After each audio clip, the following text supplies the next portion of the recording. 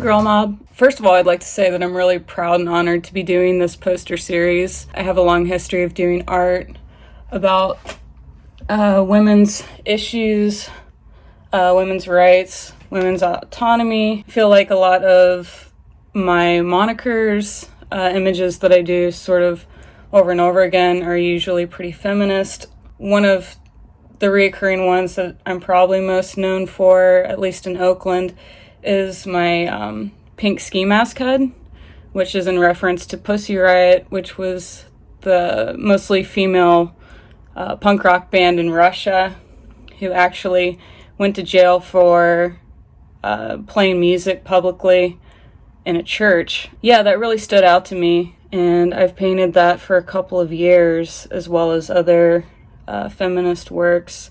I'm also the creator, director, and lead instructor of Graffiti Camp for Girls, which is a week-long class teaching teenage girls how to spray paint murals from start to finish, or those that identify as female. We design, collaborate, and execute murals and public works, mostly in Oakland and San Francisco, but I've also done these classes throughout the country and even internationally. The first year we actually had a class in Cambodia, and that was really rad. I'm originally from Cincinnati, Ohio, which votes pretty conservatively. The way they vote does affect women. I get to enjoy sort of more rights over in California. I feel like I have more civil liberties in California. I've been out here for 11 years. Lived in San Francisco for a year. Lived in Oakland for about 10 years. This poster was important and relevant to me because I'm a woman advocating women's rights, and because these issues do affect me, and they affect women all over. So this poster is called Vote or Die, Protect Your Rights. It's a woman sitting on a tank, taking a power stance. She's holding a banner that says Vote or Die, and there's sort of a border of flowers around her. The pink cloud is meant to represent sort of a clouding of sort of chaos going on behind her. There's sort of poppies around her, California inspiration there. The punk rock woman is representative of sort of where I came from.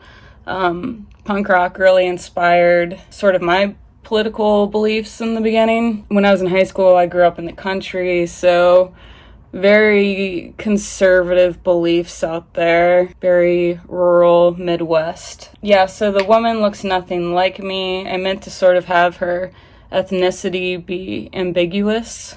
I do that on purpose because I think when people look at representations of women, they want to see themselves. I'm not going to just do like a portrait of myself as the character. I try to do it different races, different sort of looks that they have. For researching this project, I looked into old suffrage posters, pro and anti. And what really struck me is the anti-suffrage posters were always like sort of ugly, monster, ghoulish women, witches. And the poster would say, like, this woman is a monster and she wants to vote. And ugliness was sort of translated into stupidity. It's offensive, but it's also interesting because it's to say that only beautiful women have value and only beautiful women have things to say. Even then, they shouldn't have the right to have any say in what our laws are. It's important to be careful and sort of selective how women are represented. Visuals make powerful statements.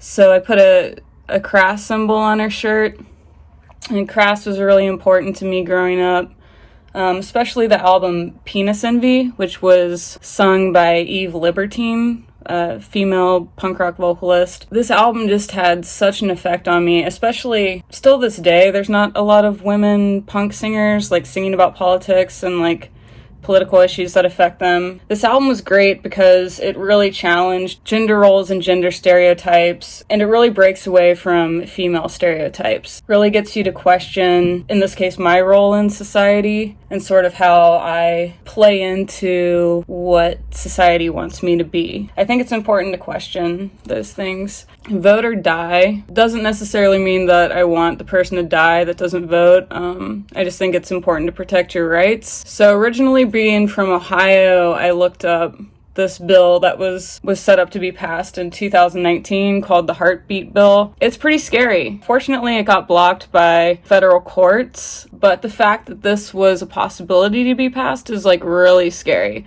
So I'm going to read to you what this bill was. In Ohio, it bans abortion entirely, punishable by life in prison, unless the woman's life is in danger, and then it requires doctors to reimplant an ectopic pregnancy, which occurs when fertilized egg implants outside the uterus.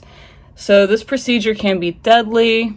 It's also medically not possible currently. So basically, you have an abortion. You're not allowed to have an abortion no matter what. That's sort of the bill. The bill can also land women and girls in jail for miscarriages. Doctors cannot prove whether you've had a miscarriage or not. It's not always possible. This is why it's important that we vote, and it's important that we keep these bills from passing into law because they threaten our bodies, our autonomy, and our choice. So that's why it was really important for me to do this poster and sort of represent how urgent it is to make sure that our voices are heard.